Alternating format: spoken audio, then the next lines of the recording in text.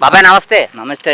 మీ పేరు? నా పేరు సూర్యచంద్ర, దాకారి సూర్యచంద్ర. ఏం పని చేస్తారు? వ్యవసాయం పని చేస్తాం. ఎలా ఉంది ఇప్పుడు వ్యవసాయం? వ్యవసాయం బాగానే ఉంది. రాత్రి మా ఎమ్మెల్యే గారు వచ్చారు, నీళ్ళు వదిలిచ్చేస్తాను అన్నాడు. మాకు ఫుల్గా చాలా నీళ్ళు వస్తాయి. పర్లా చంద్రబాబు నాయుడు గారు కానీ మాకు ఎమ్మెల్యే గారు కానీ అన్నీ మంచిగా చేస్తున్నారు.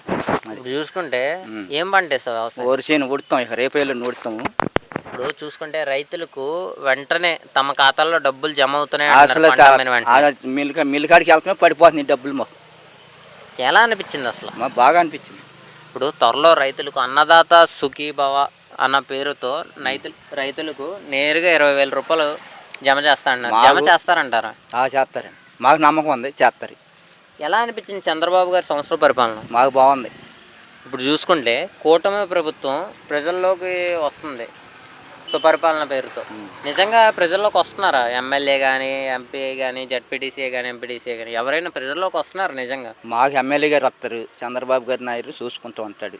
అది ఈ కనవాళ్ళు మనకు అనవసరం. మొత్తం వీళ్ళిద్దరు మట్టుకు బాగా చూసుకుంటున్నారు మమ్మల్ని. ఎవరు మీ ఎమ్మెల్యే గారు? మా చింతనేని ప్రభాకర్ గారు. ఎలా ఉంది అసలు ఆయన పరిపాలన? బాగానే ఉందండి. ఇప్పుడు మీకు ఏదైనా సమస్య వస్తే వెంటనే ఆదుకుంటారా? అసలు ఏమంటే వచ్చేస్తారు. ఇక్కడ ఈ యొక్క నియోజకవర్గంలో రోడ్లు కానీ, డ్రైనేజీ వ్యవస్థ కానీ ఎలా ఉంది అసలు రోడ్లు వేపించింది ఆయన. మా ఒంగూరుకి రోడ్లు, సిమెంట్ రోడ్లు వేపించింది. ఇద్దరి నుంచి అద్దరికి ఆయనే. తమ్ములేరు నుంచి ఎసుకదోలికి వచ్చి గట్టిగా వేసి పునాది చేసింది ఆయనే. చూసుకుంటే మొన్న జగన్మోహన్ రెడ్డి కారు కింద పడి ఒక వ్యక్తి చనిపోయాడు. ఇప్పుడు ఆ కారణం చేత జగన్ అరెస్ట్ చేసే అవకాశం ఉందంటారా? అరెస్ట్ చేశారు కానీ ఆడి గురించి నాకు చెప్పొద్దు. మా ఎమ్మెల్యే గారి గురించి అడగడం నేను చెప్తాను అంతే. అది జగన్ గురించి నాకు చెప్పొద్దు. ఎందుకు నీవు జగన్ గురించి అడగద్దాను? అంటే జగన్ అంటే నీకు నచ్చడా లేదంటే ఏంటి అసలు? నచ్చుతాం కాదండి. వాడు ఇట్టాసారంగా అమ్మేసాడు. బ్యాందీ లాంటి బోందీ లాంటి రాజస్థాన్ కడతానన్నాడు, కట్టాడా? అవి ఎక్కడో శ్రీకాకుళం అది వైజాగ్లో కడతానన్నాడు, కట్టాడా? 3 కడతానన్నాడు రాజస్థాన్లో. ఏం కట్టాడు? అప్పుడు మరి చంద్రబాబు నాయుడు గారు ఎక్కిన తర్వాత చూడండి ఎట్టా టీవీలో చూస్తున్నాం. అది అమరావతి రాజధాని నిజంగా పూర్తి అయిపోద్ది. అసలు పూర్తి లేదండి. పోలవరం ప్రాజెక్టు అదే అవుద్ది. ఇప్పుడు చూసుకుంటే చంద్రబాబు గారు నిరుద్యోగులు ఎవరైతే ఉన్నారో వాళ్ళకి 20 లక్షల ఉద్యోగాలు ఇస్తామంటున్నారు. నిజంగా ఇస్తారు ఉద్యోగాలు? మరి ఇస్తారండి, గ్యారెంటీ అండి. అంటే తప్పడు చంద్రబాబు నాయుడు గారు. ఇప్పుడు ఆగస్టు 15 నుంచి మహిళలకు ఉచిత బస్సు పెడతా అంటున్నారు. బాగుంటుందా? బాగుంటుందండి. అసలు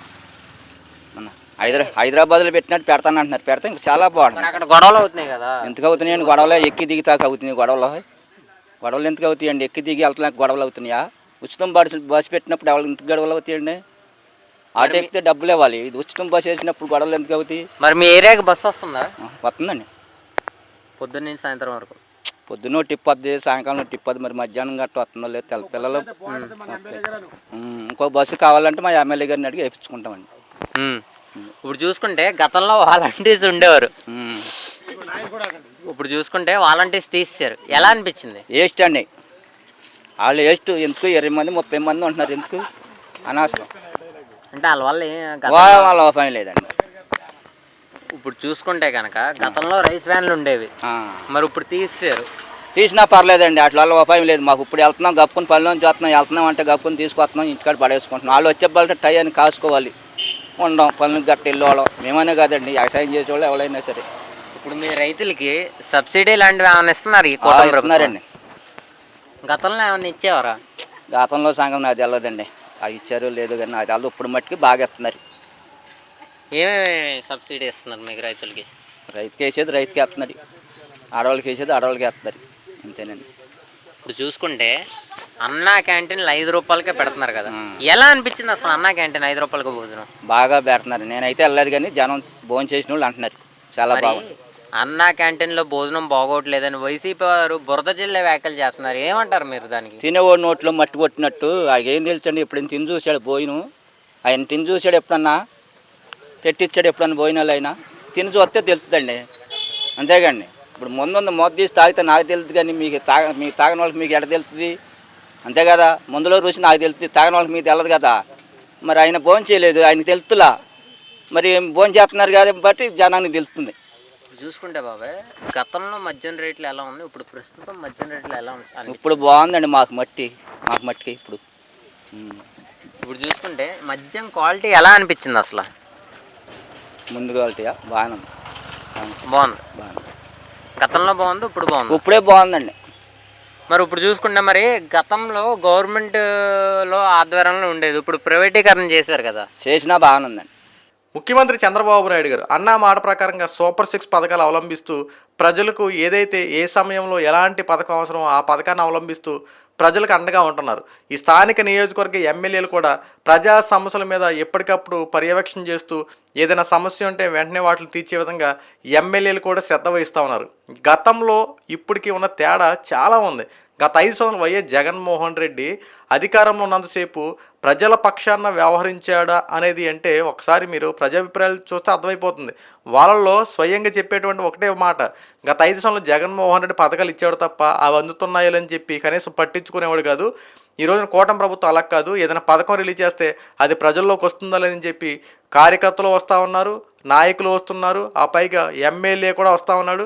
ముఖ్యమంత్రి చంద్రబాబు నాయుడు గారు కూడా 1వ తారీఖు వస్తే ఏదో ఒక నియోజకవర్గంలోకి వెళ్ళి పథకాలు అందుతున్నాయా, మీ ఎమ్మెల్యే పనితీరు ఎలా ఉందని చెప్పి తెలుసుకుంటున్నారు. ఇది కదా ప్రజాస్వామ్యం అంటే. ప్రజల యొక్క కోసం ప్రభుత్వం ఏర్పడిన తర్వాత ఎలాంటి చర్యలు తీసుకోవాలో ఆ రకంగా ఈరోజు కూటమి ప్రభుత్వం వ్యవహరిస్తుందని చెప్పి ప్రతి ప్రజల్లో ఒక సానుకూల స్పందన కనబడతా ఉంది. కానీ వైఎస్ఆర్సీపీ పార్టీ వాళ్ళు ఏమంటారు, చంద్రబాబు నాయుడు గారి పరిపాలన వ్యతిరేకత వచ్చేసింది, దౌర్జన్యాలు పెరిగిపోయాయి, ప్రజలు చంద్రబాబు నాయుడు గారి పరిపాలన వ్యతిరేకించుకుంటున్నారు అని చెప్పి వైఎస్ జగన్మోహన్ రెడ్డి మాట్లాడుతున్నాడు. ఇక ఏమీ లేదు, 2029లో గెలిచేది నేనే, అప్పుడు ఒక్కొక్క లెక్కలు తెలుస్తుందని చెప్పి జగన్మోహన్ రెడ్డి మాట్లాడుతున్నటువంటి మాటలపై ఈ రోజున ప్రజలు సరైన విధంగానే స్పందిస్తూ ధీటుగా జగన్మోహన్ రెడ్డి మాటలకి ధీటైన సమాధానం చెప్తా ఉన్నారు. వైఎస్ఆర్సీపీ పార్టీ అధికారంలో ఉన్నప్పుడు చేసిందంటూ ఏమీ లేదు. ఈ రోజున కూటమి ప్రభుత్వం పరిపాలన చూసి కాస్త తెలుసుకుంటే మంచిది. వాళ్ళు ఎంతసేపు వైనాట్ 175 అని చెప్పి అదే దృష్టి సాధించారు తప్ప బటన్ నొక్కేసాం ఇక నేరుగా మీ ఖాతాల్లో పడిపోతున్నాయి అని చెప్పి జగన్మోహన్ రెడ్డి మాటలు. పోనీ కింద ఉన్నటువంటి ఎమ్మెల్యేలు కానీ ఆ కార్యకర్తలైనా సరే ప్రజల్లోకి వెళ్ళి ఎప్పుడైనా తెలుసుకున్నారంటే వాళ్ళు తెలుసుకునే విధానం కూడా ఉండేది కాదు. ఈ రోజున సుపరిపాలనకు తొలి అడుగంటూ ప్రజల్లోకి వెళ్తున్నటువంటి కూటమి ప్రభుత్వం ప్రజలు నిజంగా స్వాగతిస్తున్నారంటే దానికి కారణం ఏంటి? ఇచ్చిన పథకాలు సరిగ్గా ప్రజలకు అందుతున్నాయని అర్థం. 3 పథకాలు అవలంబించారు. ఈ రోజున ఏదైతే పెన్షన్ల పెంపు 3,000 రూపాయల పెన్షన్ 4,000 రూపాయలు చేశారో ఆ పెన్షన్ పెంపు విషయం కూడా అందుతూ ఉంది. ఈ రోజున ఏదైతే దీపం పథకం కింద ఇంట్లో ఎంతమంది ఇది దీపం పథకానికి అర్హులైతే ఉన్నారో వాళ్ళందరికీ దీపం పథకం వర్తింపజేసేలా చేస్తూ ఉన్నారు. తల్లికి వందనం కింద ఇంట్లో ఎంతమంది పిల్లలు చదువుకుంటే అంతమందికి తల్లికి వందనం వర్తింపజేసేలా చేస్తూ ఉన్నారు. ఈ రాబోయే రోజుల్లో పథకాలు కూడా అవలంబిస్తూ ఉన్నారు. అంతేకాకుండా మహిళల కోసం ఉచిత ఆర్టీసీ బస్సు ప్రయాణం, రైతుల కోసం అన్నదాత సుఖీభవ స్కీము, అలాగే నిరుద్యోగ భృతి, ఏదైతే ఇచ్చినటువంటి వాగ్దానాలను నిలబెట్టుకునేలా చంద్రబాబు నాయుడు గారి ప్రభుత్వం ఎప్పటికప్పుడే కార్యాచరణ చేసుకుంటూ ప్రజల యొక్క మనల్ని పొందుకుంటూ పరిపాలన ముందుకు తీసుకెళ్తా ఉన్నారు. ఎంతమంది బురద జల్లే వ్యాఖ్యలు చేసినా, శవ రాజకీయాలు చేసినా కూటమి ప్రభుత్వాన్ని ఇంచు కూడా కదపలేరు. ఎందుకంటే 2029లో కూడా గెలిచేది కూడా కూటమి ప్రభుత్వం. ఈ రకమైన పరిపాలన ఎలాగే చేసుకుంటూ వెళ్తూ ప్రజలకు కావాల్సిన మెరుగైన జీవన విధానం కల్పిస్తే రాబోయే రోజుల్లో కూడా ముఖ్యమంత్రి చంద్రబాబు నాయుడు గారు ఇందులో రాసి పెట్టుకునే ఎటువంటి సందేహం లేదు.